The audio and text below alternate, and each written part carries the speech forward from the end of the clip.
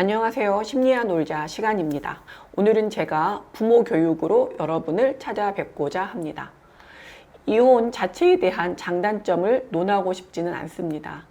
어떤 경우든 마찬가지겠지만 분명히 양면성이 있기 때문입니다. 그러니까 이혼을 하거나 이혼을 하지 않거나, 오늘은 왜 이혼을 하느냐를 다루지는 않습니다. 어떻게 이혼을 하냐를 다루려고 합니다. 특히 이혼에 있어서 어린 아이를 둔 경우라면 생각해야 할 것이 있습니다. 아이는 나이가 어리면 어릴수록 자신이 책임이라고 생각하는 경향이 강하기 때문입니다. 내가 엄마를 힘들게 해서 또는 아빠를 힘들게 해서 내가 무언가를 못해서, 내가 또는 공부를 못하기 때문에, 내가 동생을 괴롭히기 때문에 라는 등으로 생각하기 때문에 어린 마음에 스스로 죄책감을 안고 살아가게 되고, 점점 그러한 죄책감들이 쌓여서 결국에는 정신건강을 해치게 됩니다. 그러면 부모가 이혼을 할 때 가장 먼저 생각해야 할 것은 무엇일까요?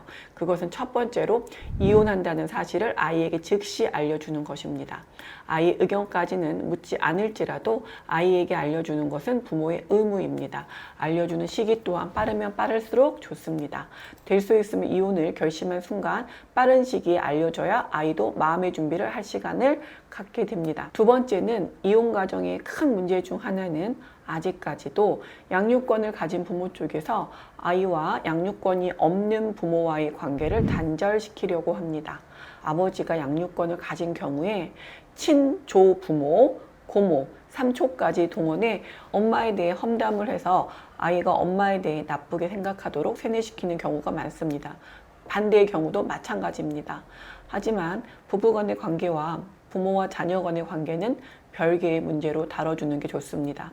이혼으로 인해서 자녀에게 상처를 주었다라는 미안함을 조금이라도 갖고 있다면 상대방을 비방하거나 험담하는 행동은 최소한 하지 말아야 합니다.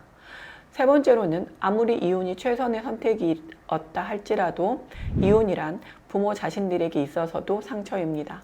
심리적인 문제 때문에 결정한 이혼이라고 하더라도 초기에는 안정보다는 불안한 경우가 더 많습니다.